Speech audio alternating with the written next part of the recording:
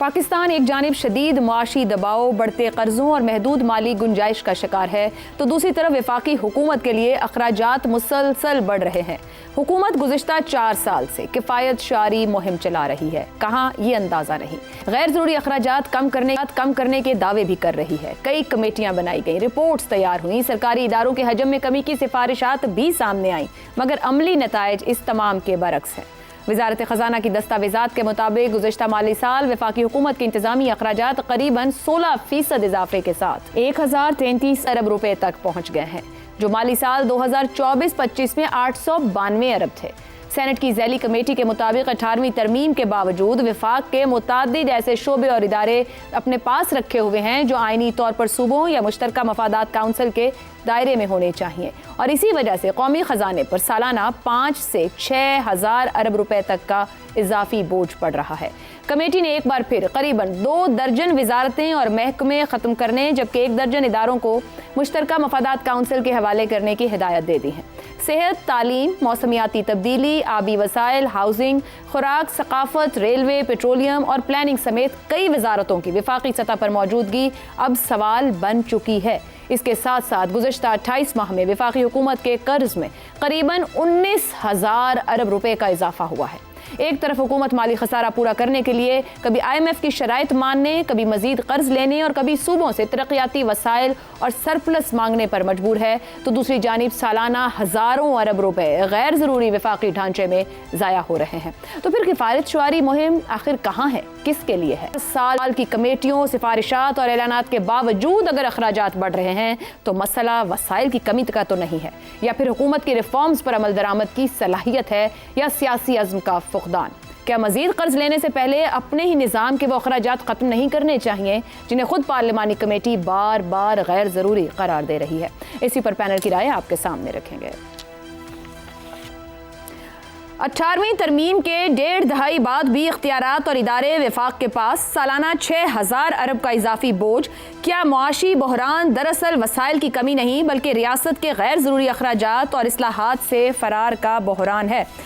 रज़ा रूमी साहब, एक चीज़ को बार बार रियलाइज़ किया जा रहा हो, मईशत आपकी इजाज़त ना देती हो, आप टैक्स के पैसे को उन जगहों पर खर्च करें, इसराफ करें जो आप समझ रहे हैं, जिसका कमेटियां कह रही हैं, नताइज कह रहे हैं, रिपोर्टें कह रही हैं, आप अमल दरामद नहीं कर पाते। क्या सलाहियत नहीं रखती हमारी हुकूमतें?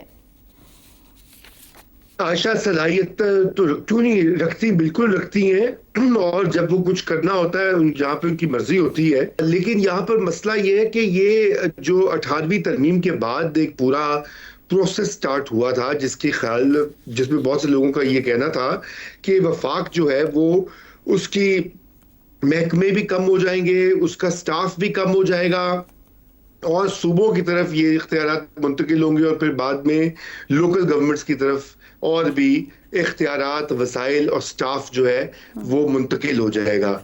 ये सारे का सारा मंसूबा धरा रह गया है, क्योंकि आपने देखा कि तमाम पिछली जो हुकूमतें आई हैं 2010 के बाद, उन्होंने इस पे कोई खातिर ख्वाह काम नहीं किया। उल्टा रीसेंट्रलाइज करके जितनी मिनिस्ट्रीज और सब्जेक्ट्स डिवॉल्व हुए थे वापस उनको यहाँ पे मरकजी सतह पर खड़ा कर दिया, और भर्तियां जो है वो भी बदस्तूर होती रहीं। और सूबों ने भी यही किया कि बजाय इसके कि वसाइल वो नीचे लोकल गवर्नमेंट्स पे को ट्रांसफर करें और उनको बनाएं, वो उन्होंने अपने पास इर्तकाज कर दिया। ये जो मरकजियत का रुझान है ये पाकिस्तान की घट्टी में और हिंदुस्तान की घट्टी में पड़ा हुआ है, और यही सबसे बड़ी सियासी स्ट्रगल्स भी यहाँ पर पिछली कई दहाइयों से रही हैं कि किस तरह से मरकजियत को चैलेंज किया जाए।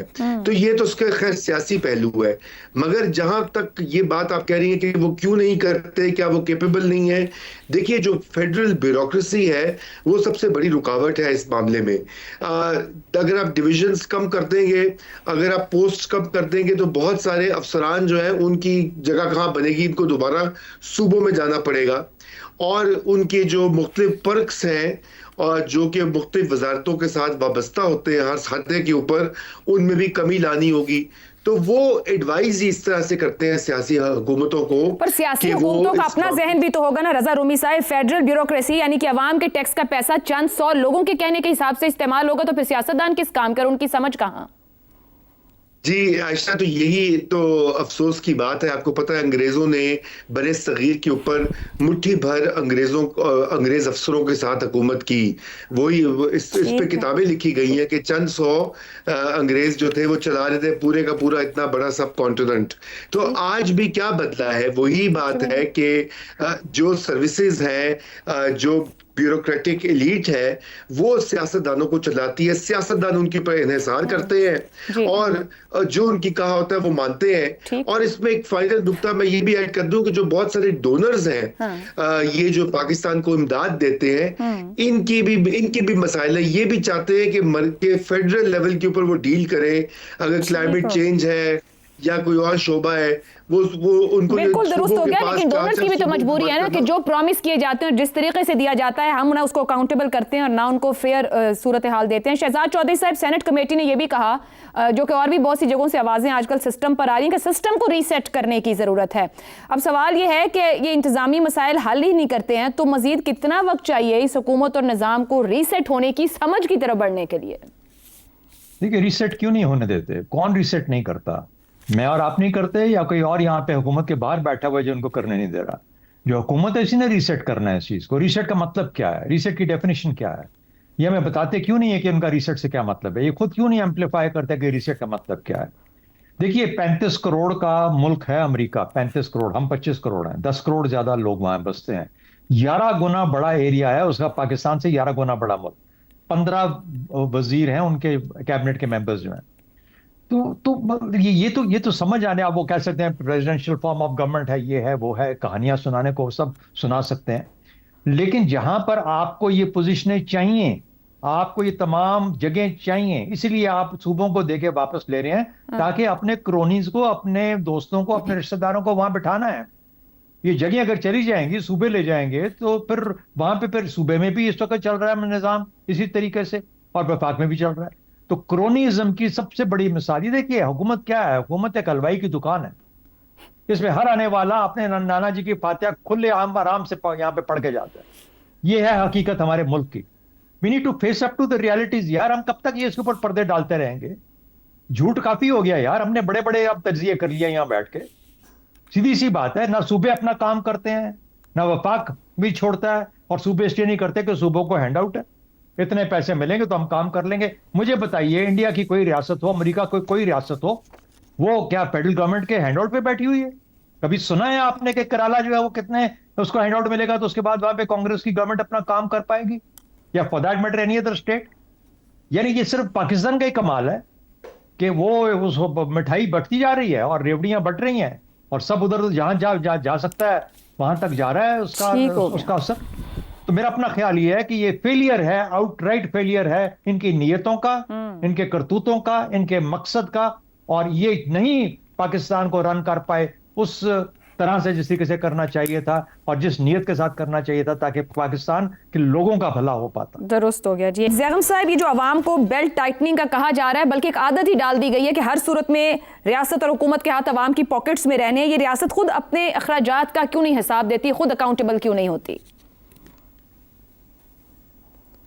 आयशा, अवाम अपनी कितनी बेल्ट टाइटनिंग करे, वो दिल्ली के किसी शायर ने कहा था ना कि मेरे तो सनम की कमर ही नहीं है, खुदा जाने नाला कहाँ बांधता है। तो अवाम की कमर ही नहीं बची, वो बेल्ट टाइटनिंग किधर करें? देखिए, इस्लामाबाद की जो बहादुर शाह ज़फ़र की सल्तनत है 18वीं तरमीम के बाद, वो है चुंगी नंबर 26 से 12 कहू और फैज़ाबाद से दामन कोह तक। 1 घंटे में आप गाड़ी पे चक्कर लगा सकते हैं इस सल्तनत का। और इस सल्तनत को, खाली इस्लामाबाद की मैं बात कर रहा हूँ, इसको चलाने के लिए कितने डिपार्टमेंट हैं आप गिन नहीं सकते। कितने सेक्रेटरी हैं, कितने वज़ीर हैं, कितने बाबूज़ हैं, आईजी है तो फिर कितने डीआईजीज़ और कितने एसपी हैं, आप गिन नहीं सकते इसी सल्तनत को चलाने के लिए। और हालत पता है क्या है?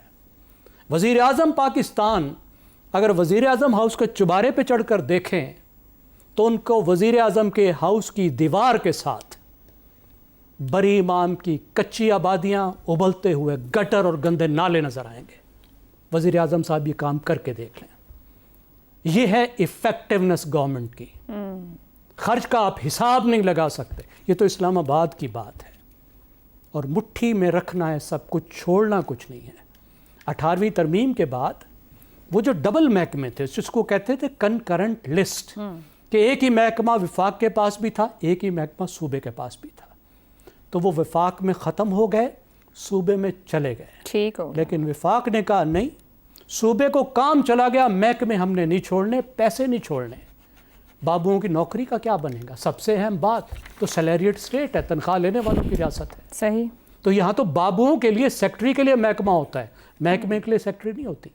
फिर जो महकमे का बजट है, जिसमें से माल भी बनना है, जिससे नौकरियां भी देनी है, जिस पे जो है सियासतदान साहब ने भी अपनी बत्ती लगा के घूमना है, उसका क्या बनेगा?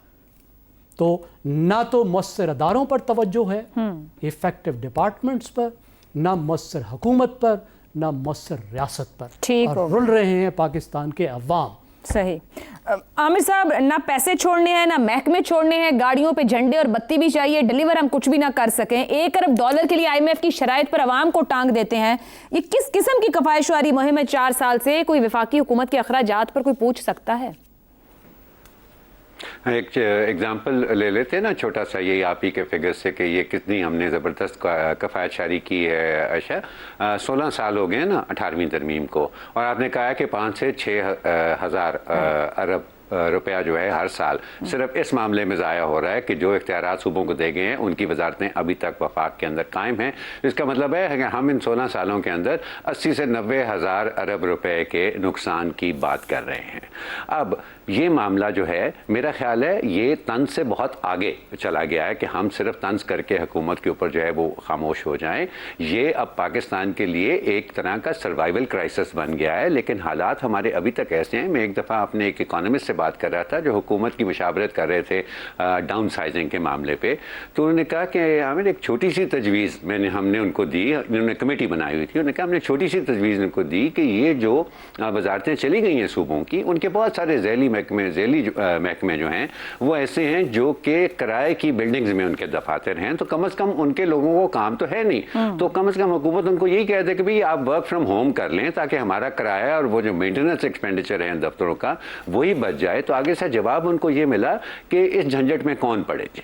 तो ये जो नुकसान कर रहे हैं इस मुल्क का, उसको ये झंझट समझ रहे हैं। और अफसोस की बात यह है आयशा कि सारे के सारे इसमें शामिल हैं। मैं बहुत जहां क्रेडिट देता हूं पीपल्स पार्टी को 18वीं तरमीम का, वहां मुझे बहुत बड़ी शिकायत भी उनसे है कि उन्होंने ये तरमीम कर ली थी तो डीरेगुलेशन और डिसेंट्रलाइजेशन भी वो करके जाते नहीं, लेकिन ना उन्होंने की, ना उनके बाद आने वाली जमातों ने की। और अब ये जो मुक्तदरा से हमें आई है तजवीज़ नए सूबों की भी, वहां से हमें ये तजवीज़ नहीं मिल रही कि भाई पहले तो ये 6,000 अरब रुपए बचाओ ना पाकिस्तान के, उसके बाद लोकल बॉडीज कराओ, फिर प्रोविंसेस की बात करेंगे। तो नहीं, इस तरफ कोई नहीं देखता जी। तो बस गुफ्तगू यहाँ तक पहुंची कि आइए मिलकर अफसोस करते हैं कि गुज़श्ता 16 साल में 80 से 90 हज़ार अरब रुपया हमने ज़ाया किया, और नतीजे में अवाम मजीद गरीब, महंगाई कई सौ गुना बढ़ी, नौकरियां नापैद, और जो रिसोर्सेज बास्केट थी वो भी श्रिंक हो गई।